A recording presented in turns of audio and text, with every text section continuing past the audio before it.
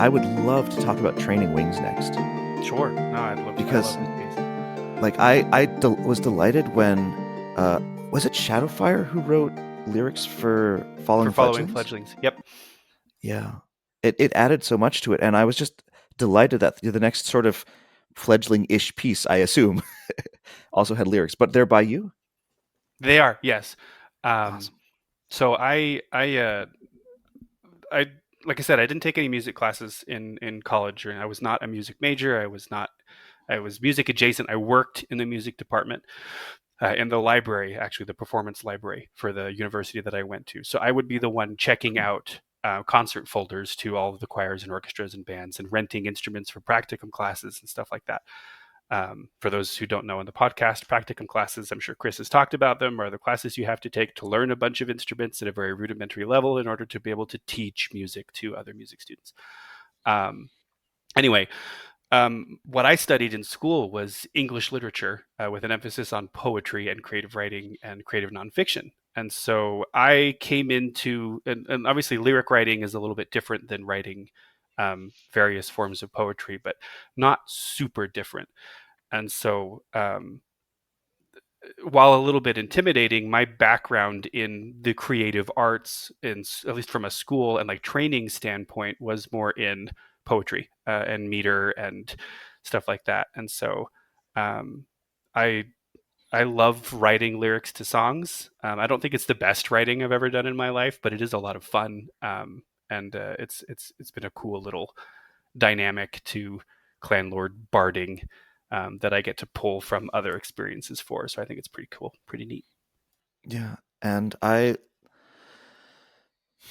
love what you're talking about because especially for this piece, like writing something that's like perfectly crafted isn't really the point.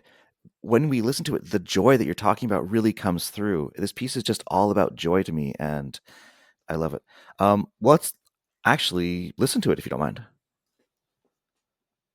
And if I'd been planning, I would have actually gotten it ready ahead of time, but all right, here we go. Training Wings.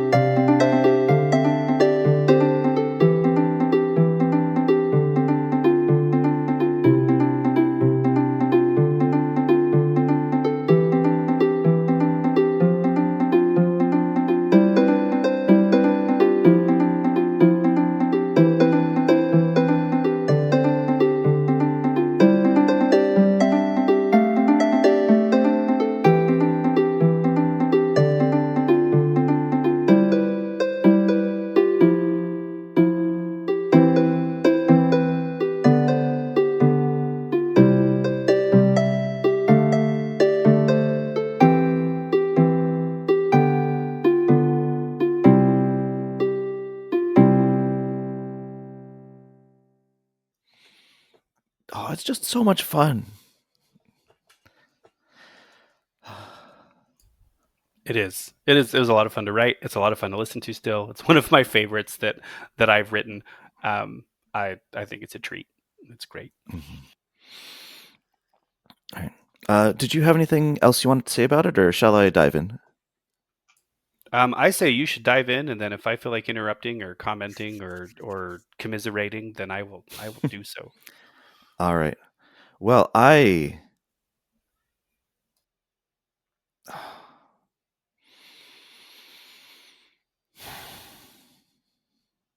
really just love this piece so much. It does exactly what it's trying to do so well. I mean, structurally, harmonically, it's a very straightforward and simple piece, and that's exactly what you want. All of the listener's attention is drawn to the lyrics. I feel like analyzing this from a technical standpoint kind of is like missing the point to some extent. I mean, again, there's ways this piece could be more technically complicated, but like it would be a real challenge to do so without losing what makes it and like detracting from it.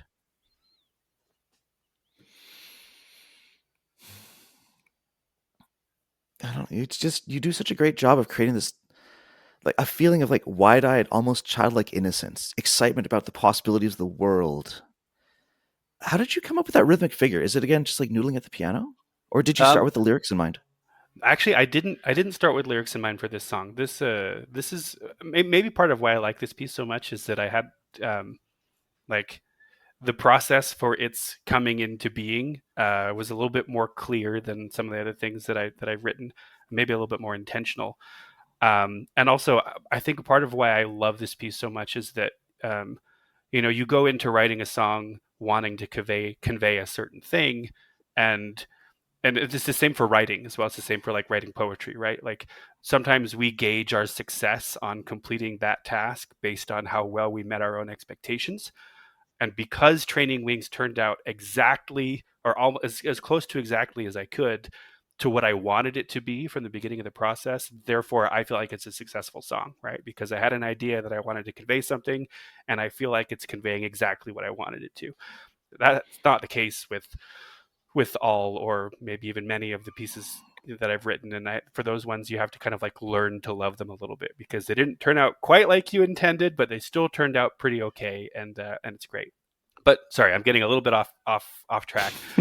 Training Wings actually came into being because I heard an interesting sort of musical device. Is actually listening to the soundtrack to Wingspan by Pavel Gorniak. I don't know if I'm saying his name right or wrong, but there's a soundtrack for the video game version of a board game called Wingspan that I think many people are probably familiar with. Um, and in that soundtrack, in one of the pieces, there's this underlying. It's a lot of acoustic guitar, plucked sort of guitar playing, and there's this underlying melody in one of the pieces on that soundtrack, or harmony, I guess, that is this really cool sort of guitar device. I'm like, man, I want to kind of try and write a song that has that sort of melody or rhythm to it, right? So originally, Training Wings was written in my entire MIDI program on guitar, right? It was supposed to be a guitar piece, and I couldn't reconcile the chord notes. And I decided, okay, I don't want to rewrite this whole song as it is because I really like it. Let's transpose it and see how it sounds on the harp instead of attempting to play it on the guitar, which turned out to be great. The way the harp sustains notes in Clan Lord, it worked out pretty well. But anyway, so it was the whole thing started with me listening to a lot of music and finding in one of those songs that I was listening to, I really like the way this sounds. I want to try and learn how to do that myself, right? I want to try and recreate that sort of feel. And so I started with those. I don't know if you'd call them arpeggios, but the pattern that starts at the beginning of the song and carries through the entirety of the song is the sort of pattern that I wanted to base the whole thing on, right? And it's very simple and it just repeats over and over and over and has its little subtle changes. And then I just so once I got that down, I'm like, okay, well, I'm going to overlay a melody on top of this, and it's probably going to turn into something with lyrics because it's simple enough that that's going to have to be what happens, right? It's not going to sound super complex. It's not going to sound like super artsy fartsy or anything. And so it was a combination of these kind of quicker arpeggio notes underneath and a more sustained melody on top. And I just started to love it as soon as I started to write it. And I'm like, oh, this is super cool. Anyway, yeah, that's lest I run off into several tangents. I think that's all for that for now. Anyway, but No, I this is exactly what I'm talking about when I say that a composer's listen to music with the ears of a kleptomaniac. yep. It's just Oh, that's a neat little figure.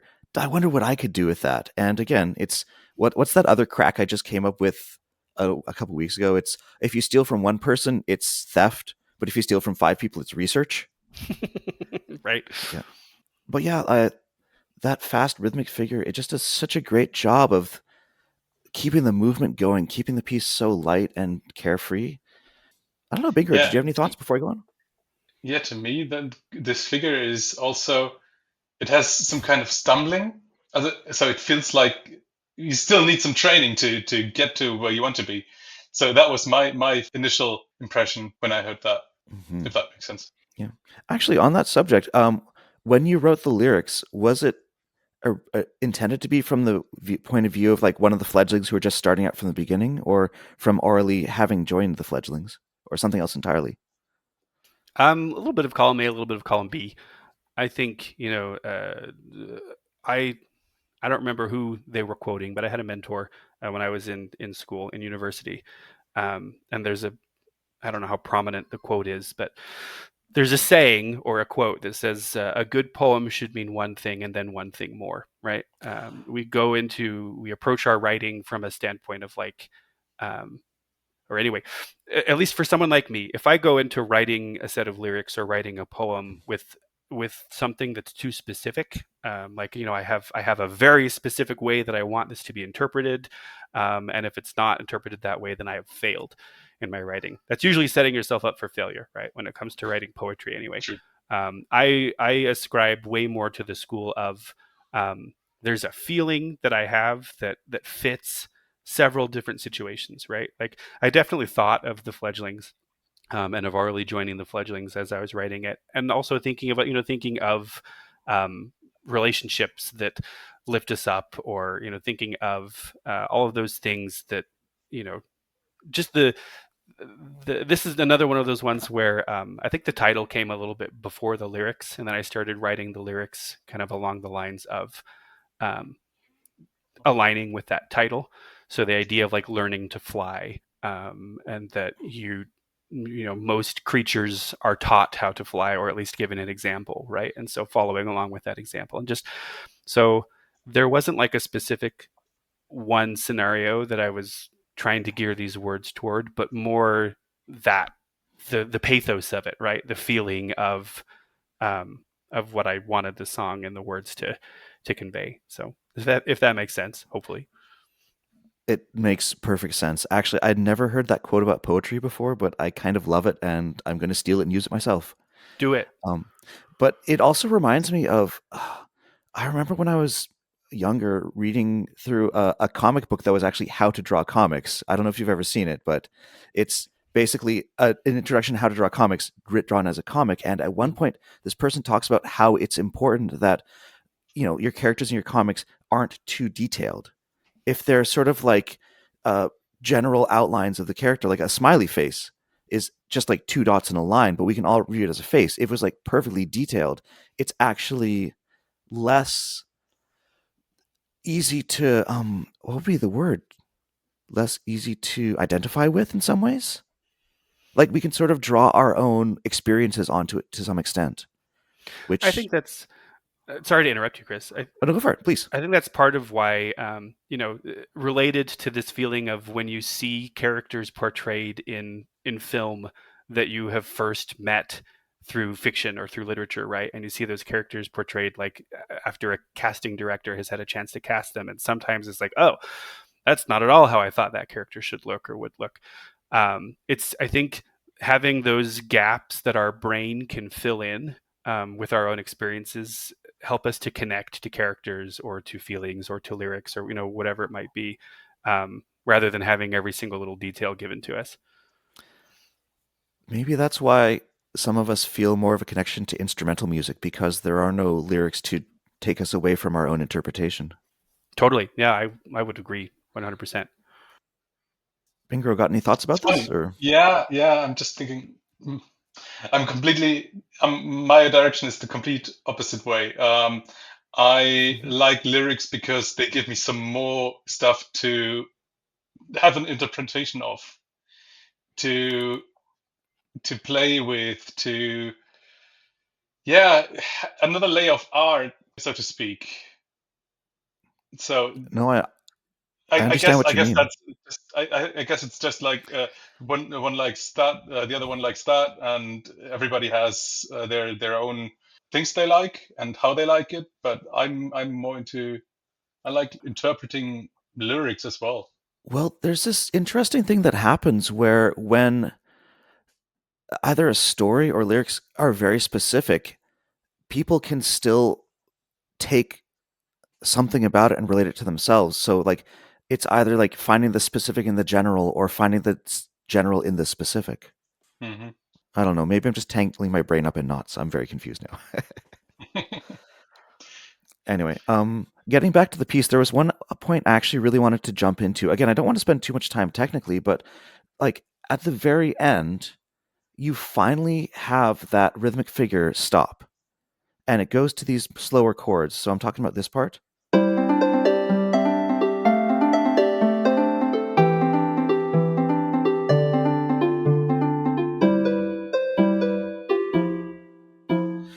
And the fact that this ostinato, or it's not technically an ostinato, I don't know what it is, this rhythmic figure that's been with us for the entire time finally drops out, it seems to draw special attention to what's happening at that time in the lyrics. And again, just for myself, I almost interpret that as like it's indicating some sort of a change in the narrator's mentality or message or something like that. Did you have that in mind at all, or was it just this is when the piece is ending? Oh wait, you did the lyrics afterwards. I So did. Yeah, I did the lyrics afterwards. And so, yeah, I think that part of the piece was once again trying to be creative with limitations, right? I think I was getting close to my character limit, and because everything I write so far is for a solo instrument, there's that. That's why everything ends up being like 1.5 to 2 minutes long instead of sometimes as long as I'd like. That I could probably do with duos and trios instead of having to do everything on solos. Anyway, but yeah, it's this idea of I knew there were eventually going to be words, and I knew that dropping the bottom out essentially would put more emphasis on whatever was going on above that, whether it was lyrics or whether it was just the melody notes that would be playing at the time. And the initial idea was, we have this momentum that's been going on through the whole piece, um, you know, and then all of a sudden, like either that momentum isn't necessary anymore, or like from a conceptual perspective, or it's just this idea of like coasting or soaring or not having to flap quite so hard, I guess. But I really did appreciate once all the words were in place, like how it emphasized that shift in tone, or at least I don't know that it's that anyone's not ever paying attention to the words in a song that's quite this simple, but it does definitely put a lot more emphasis on what's being said or what's being sung for that part of the song. And I think that that's kind of the crux of the lyrical part, right? Like the point of the song is those couple lines right there that everything was kind of leading up to. mhm. I in that case, you were able to succeed at your goal very well. It worked. Again, it's very very effective. It works super well.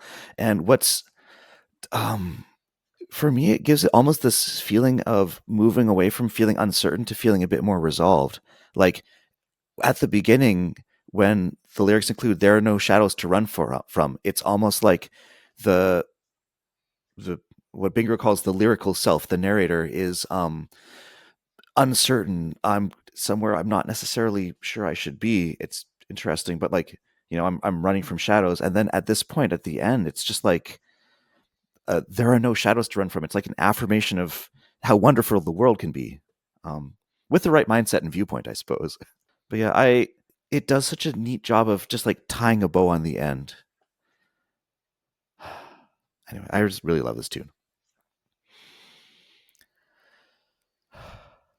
All right, any closing comments before we go on to our last piece? Assuming we do. Oh, I hope we Not for do. me. I would love to talk about the last piece. No, I don't think I have any more comments about. I mean, I feel like I could talk about any one of these for hours and hours and hours, but Yep. that would not lend itself to podcasting very well. Well, we can have our own conversation about it later then. There we go. All right. Well, why don't we close by talking about your newest piece then? At least I think it's your newest. Is that not yet, perhaps never? It is. That is the most recent piece. Not yet, perhaps never. Um, and yeah, it's I love this one too. I listened to this one probably 30 times in a row before I decided to start listening to other things again. But Mhm. yeah, I'm excited to talk about it. I mean, I've been excited to talk about all of them, but I'm definitely excited to talk about, because we talked about earlier in the recording of one of my very first pieces, and now, almost a year later, this is the last thing that I've, or the most current thing that I've written. So Indeed. And I'm looking forward to diving into this and doing a bit more of an analysis, if you don't mind, because I don't know, I think it's fun. yeah, no, I'm excited for that too. I love hearing about the an analysis and theory side of things. So Yeah. It's my job is to tell you why you were able to accomplish what you accomplished so you can do it again. All right, here is Not Yet, Perhaps Never.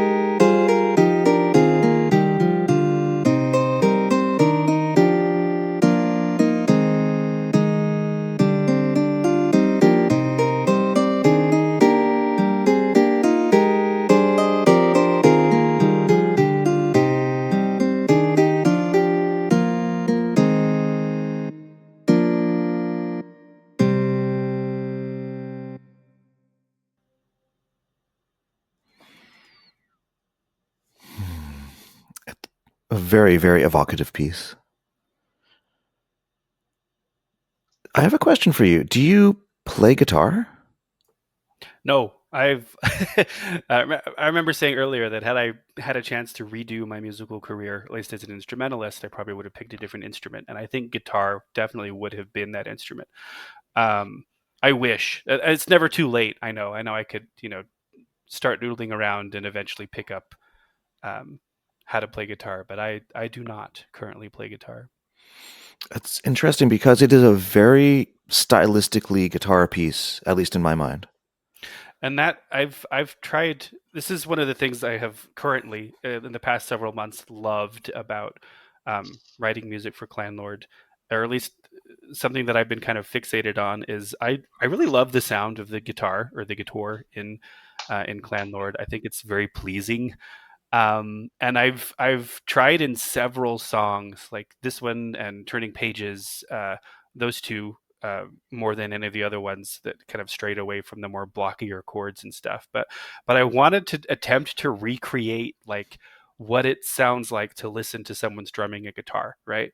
That the chords aren't all hit at the same time. You've got to move the pick from string to string, and so there's a little, the way that the sound it happens is not like, it's not the same as playing a piano, right? It's not the same as, I mean, I guess you could, you can arpeggiate piano chords too. Um, but I really like the way that strummed and finger plucked guitar sounds, and so it was very much very intentional. Like, I'm like, if I want to write a guitar song, I want it to sound like it was written for guitar, right? Even from someone who doesn't play guitar. And so the way that those chords are kind of almost arpeggiated a little bit, or the way the harmony notes kind of walk through everything. I don't know. You could probably speak more to the theory than I could. I was just trying to write something that sounded like a guitar, right? And so it was all like listening very closely and trying to figure out, is that how it would sound if I were actually like strumming or finger picking, or maybe I would need to do this chord a little bit differently or sustain these notes a little bit differently. But yeah, I wanted it to sound very guitar-y. Bingro, did you have something you wanted to say? Yeah, I don't think I have heard this song being played at a concert yet, so it was quite new to me. I was wondering, how did you come up with that title? Because to me, that title sounds like there are lyrics, and I don't know if there are. I think this song and Turning Pages are kind of in the same boat, as they both sound like they could have lyrics to them. I think that's a lot behind that is because of just the way that I tend to write, as Chris mentioned earlier, very melody focused. And so in some of these guitar pieces or other pieces that I've written that don't have lyrics yet, they sound like they could because of the way that I've written the melodies.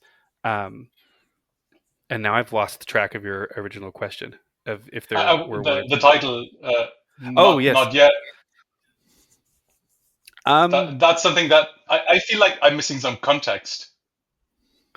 I think this is another one of those instances of like, obviously the title came last, the song was done, and I was playing it for a bunch of people and trying to get ideas um, for what I should call it based on how it was. And this might be cheating. I don't know. I never really did this with my poetry. Obviously, a poem's not done until it has a title, because the title, as it is a written word, is very much an integral part of the poem. And I should probably treat music the same way.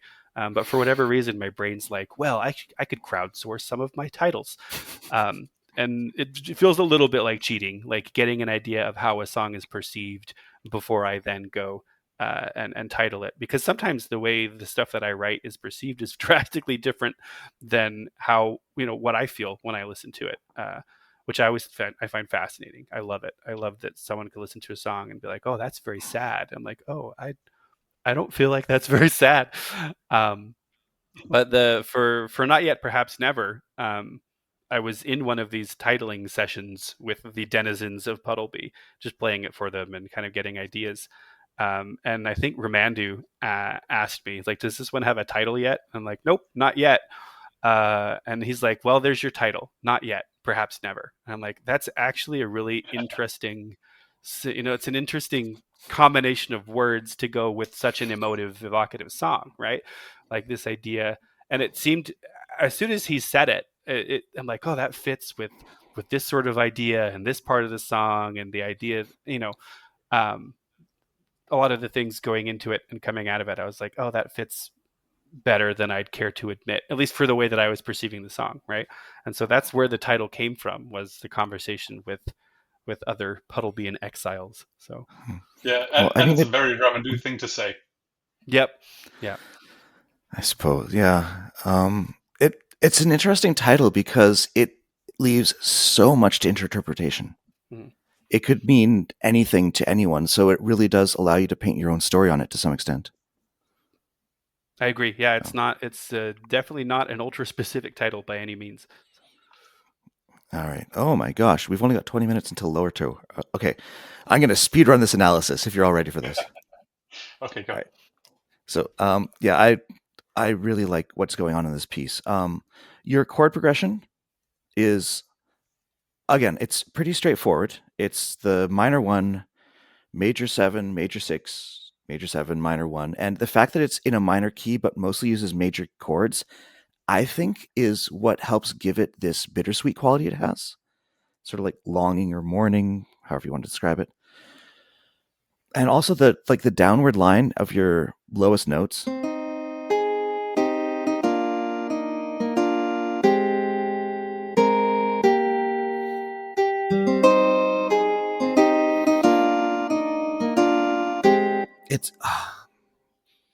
It almost makes me imagine waves to some extent, sort of like flowing in and flowing out. It gives it this sense of, like, again, flowing. And one other thing that's interesting is, as we go through here, even if you're in a minor key, you don't get the raised seventh, which you sometimes get in harmonic movement, so you don't get that major 5 chord until the end of the section right here. And then that leads into this next part. It really helps to lead the transition into this new section. And I find this section to be much more Aurelie-ish, I guess is Right. how I Yeah. describe it. Yep. It's you're for someone who says they have no theoretical background, your pieces involve a lot of what's very close to counterpoint, as in more than one melody at a time. Now, in this case, what's happening is your bass notes aren't really a counterpoint as such. It's more an arpeggiation of the chord. You're just playing one note from the chord at a time. The arpeggiated low notes really give this sense of movement, which again goes with it's not a change of time signature here, but it is a change of tempo, so it gives the whole piece a bit more momentum going forward.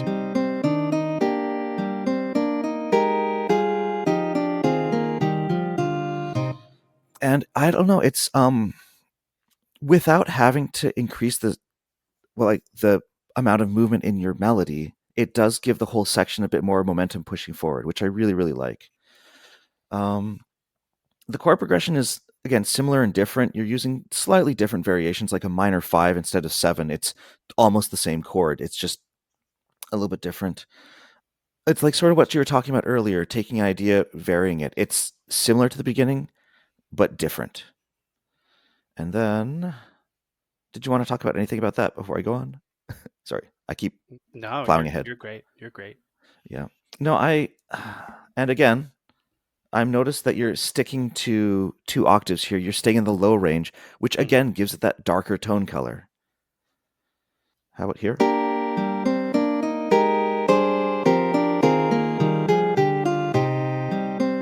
And then at the end of the section, you end up with longer chords. And I love your transition here because you switch into 4/4 time out of 3/4 time. But it's such an abrupt transition. You don't prepare us for it. You don't prepare You don't prepare us for it at all, but that works so well in this case. It gives a sense, especially at first, like what's going on there. We're not where we're supposed to be. You've changed the rhythm, but it's unclear how for a little while because what you're doing is so syncopated, and it works so well. It's again this sense of all the rules of what I've come to expect about this piece or maybe about life have changed, and I'm in a place I don't understand. I don't know yet. And now, luckily, your rhythm is also so clear that we understand exactly who we are very quickly, so we don't end up in this situation where the listener is so confused. They're just like, well, I give up on this piece. I'm going to go look at my phone instead.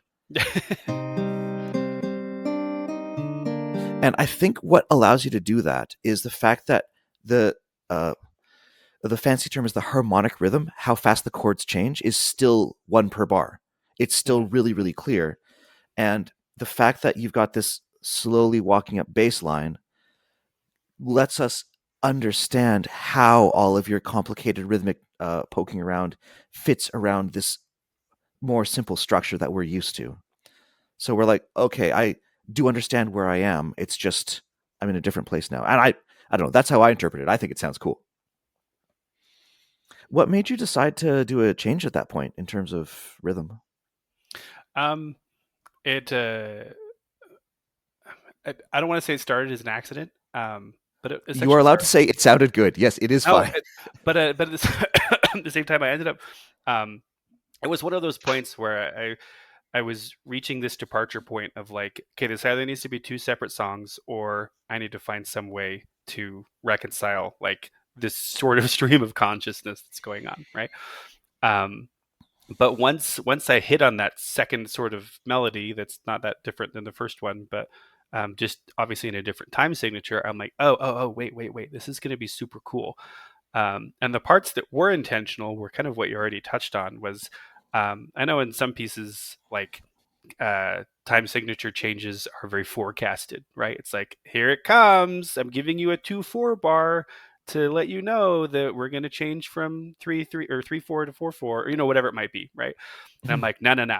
I don't want these to be forecast at all. I don't want people to realize that the time signature has changed until like a bar and a half after it's already done. And they're like, oh, wait a minute, hold on, this sounds different. Music for people that only listen to music but never play it. I just wanted them to have the idea like, oh, this sounds different for some reason, and I still like it, but I'm not sure why it sounds and feels different, right? Um, Partially because of the nature of the song. I thought I felt like it fit with the emotions and with the sort of like not exactly frustration, but not exactly like something going unfulfilled or whatever it might be.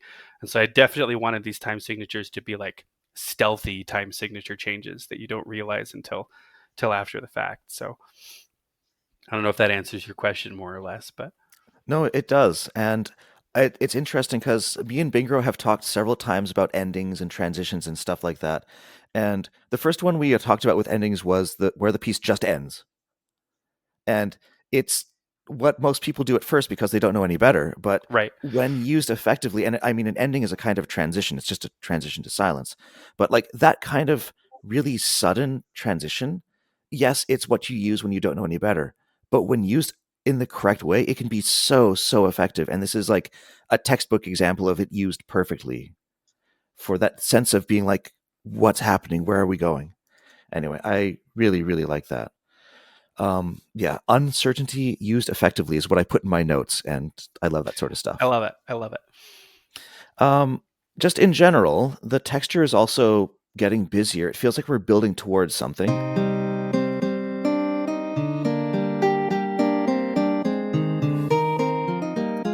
And again, like the number of notes happening, again, it very guitaristic, but it's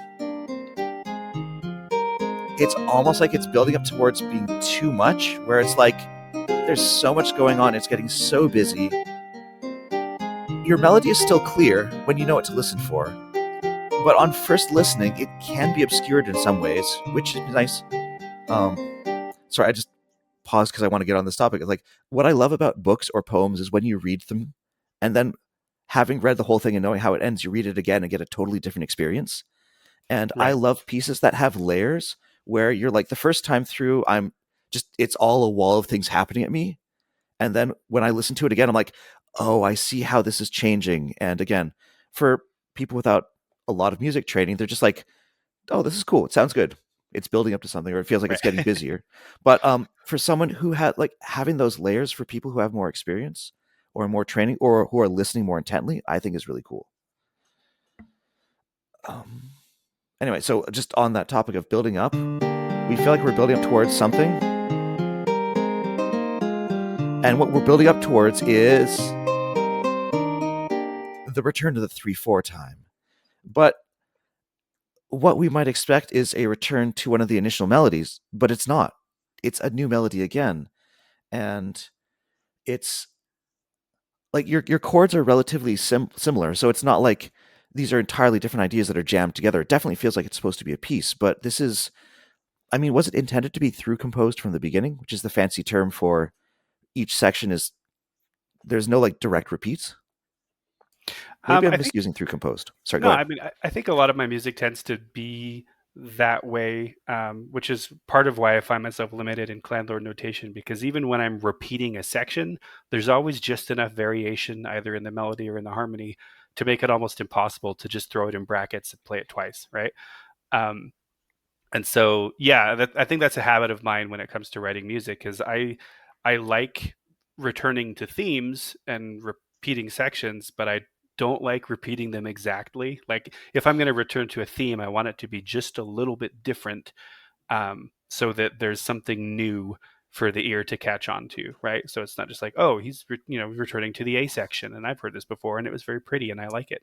Like I because that's what I appreciate in music that I listen to. I think that's we tend to, or at least I tend to write stuff that I would want to listen to, and so um, when I write stuff like that, I want to variate. Like I want it to be different. I don't ever want it to be exactly the same as it was the last time I played it. So No, that makes total sense. I feel very similarly, and I get around that by I mean, the pieces I write have to use lots and lots of loops. So what I do is you can't change the middle of a loop. So what you can do is you can change either the end or the beginning. So sometimes I'll change how we get into a melodic phrase, and that can Mm-hmm.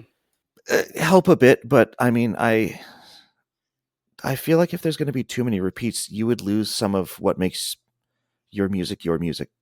I don't know. Maybe I'm No, I'm definitely inclined to reading into agree. that much. Like I think the way that I write tends to lend itself to these shorter, non-repeated sort of, I don't know, simple little catchy melodies. And there's absolutely nothing wrong about that. I mean, there's a lot to be said for having an idea, getting in, saying exactly what you want to say, and then getting out without overstaying your welcome. It's something I'm working on. Nobody's perfect, Chris. Nobody's perfect. I know. I'm working on it. I'm working on it. No. But I really love.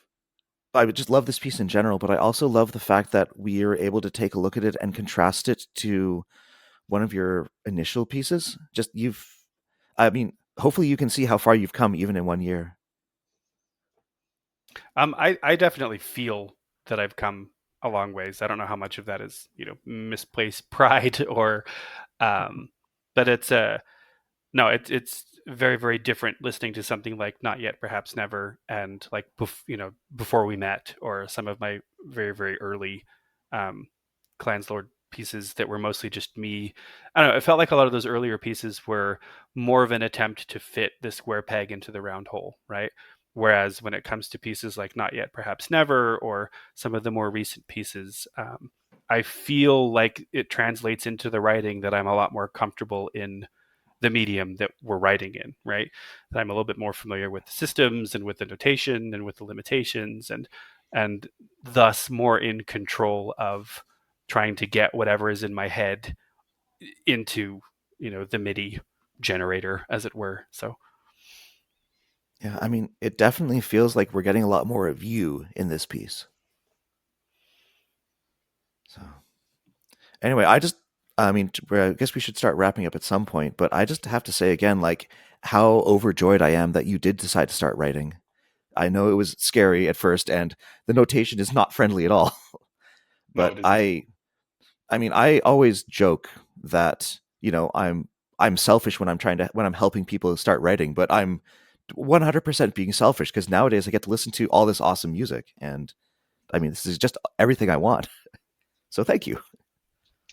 oh, it's a blast. It is a this is a being a part of the Bard community or the Bard guild, in Clanlord has it changes the way you play the game, right? I know it's still a game, and it's still something that we play, Mhm. but I know we've talked in the past, maybe not in this podcast, but in other podcasts or other venues about how unique it is an opportunity for someone to be able to you know, write a song one night and then immediately have an audience the next day. Like I can just go Yep. walk into the middle of town and be like, "Hey, I wrote something new. Do you guys want to hear it?" And everyone is super gracious and super excited, and they're like, "Yeah, it's really neat." Like you don't really get the opportunity to do that as a musician, or pretty much ever just be like, oh yeah, I wrote Hmm. a new piece. Like if you're writing choral music or writing orchestra music or writing concertos or whatever it might be, you got to gather musicians and find a venue and get an audience and drag And they people need to to. So practice. yeah, you need to practice. You need to make sure you can actually play what you like.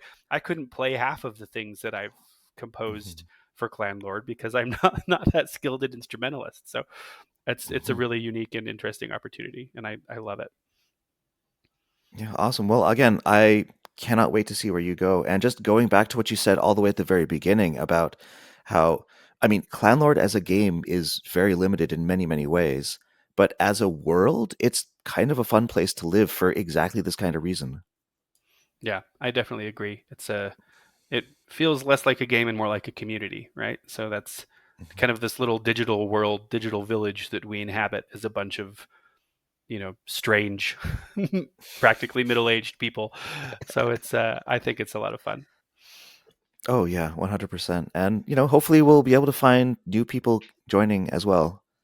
So, I mean, our community doesn't grow very quickly, a Clanlord, I mean. So, but, we'll see what we can do. All right. Well, I think we should probably wrap up because I think we have somewhere to be in about 5 minutes. Yeah, we do. Awesome.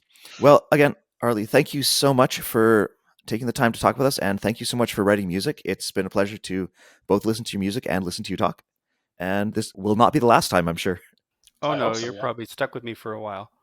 Fantastic. Awesome. Excellent. Well, thanks everyone for listening. I have been Chris. I play Coriakin. I'm Sammy and I play Bingro. And I'm Jeff, and I play as Aurelie.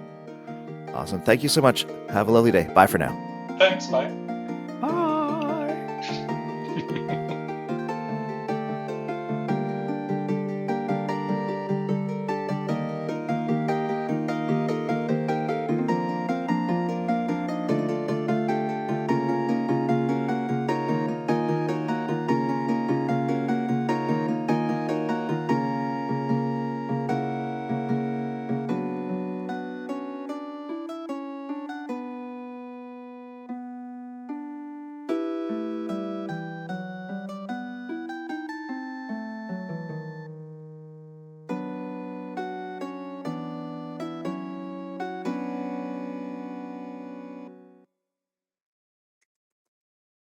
But it still gives this feeling of something's pushing it along, which. Sorry, my phone told me it's time to wake up. Wake up! Yeah, I know. Oh, now it's snoozing. That's just what I don't want. Turn off. Whatever. Great. Okay. Where was I?